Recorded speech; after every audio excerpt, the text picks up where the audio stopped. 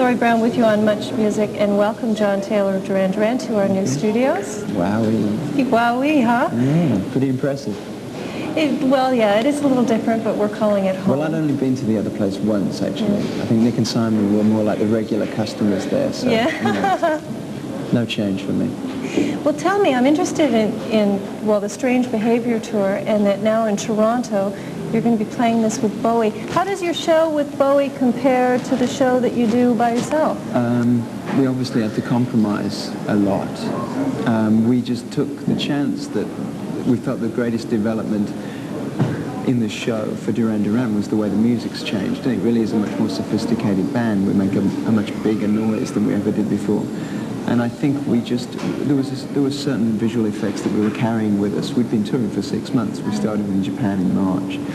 And we just, the idea came up about playing Canada. We were going to be coming in at the same time as David.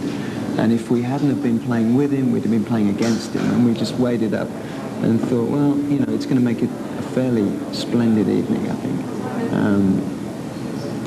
And we just thought we'd take the chance on working with him, and I think we're glad we did it. Actually, we played 3 cities with him so far, 3 cities in Canada and 2 in the States, and it's been a lot of fun. It's been interesting. I mean, you know, you always have to compromise yourself to a degree, and you know, next time we'll bring our entire show. But I think for tonight, I think it'll serve its purpose. It's almost like those old rock and roll caravan shows in the 50s where they used to get all these superstars together, pile them on a bus or a plane. And it's been different for me. It's been very different. We played about 84 shows on our own.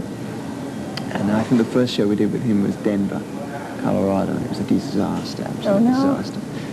Why was it so bad? Well, luckily, you know, it's okay. I think we went on stage about 6:30, and the audience didn't really know what was going on, you know.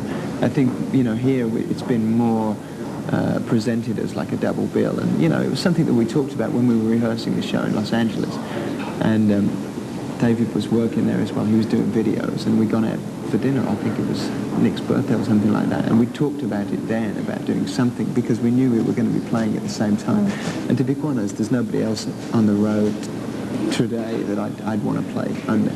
And he's about the only one that I respect enough to do that to. So, you know, and it worked out, and it happily landed in Toronto. Well, this whole idea of stadium rock shows, I've been seeing some shows in Europe in the past year who they treat them a little differently over there. Do you think that rock shows, the stadium, huge show, has gotten too big? Is it getting too dangerous? I mean, you've had your share of people that have there's 2 elements that have to be taken into consideration. One is the diamond vision screens that people tend to use, which I don't like, and I think is changing the face of rock and roll presentation. I don't like the fact that 70% of the people are ending up looking at screens either side of the stage. Is a problem that we found we had on the 7 and the Ragged Tiger tour when we were using video screens above the stage, and I find people don't know which way to look. So that I can live without. And I think also in Europe, you have a general admission and the kids just go crazy.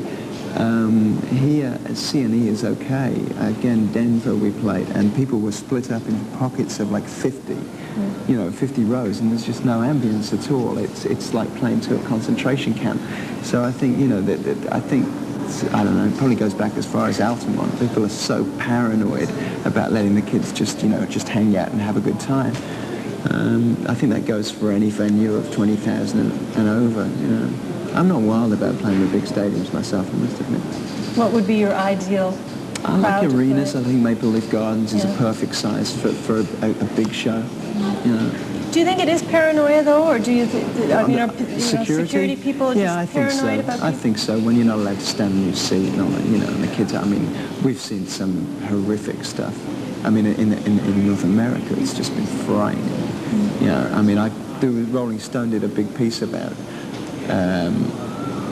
communist rock, and they reviewed UB40 in Leningrad or something, and they were so cynical about, you know, typically Rolling Stone, man, and they were very cynical about, well, luckily, you know, this isn't America, but some of the shows we played, it might as well have been a communist country. Kids weren't allowed to stand up, they weren't allowed to come to the front of the stage, you know, so I think You know, I don't particularly like that. When you go to Europe, I mean, if you're in Paris, you see the way the kids are just crazy and they just let them go. And Italy we did, which was just the same.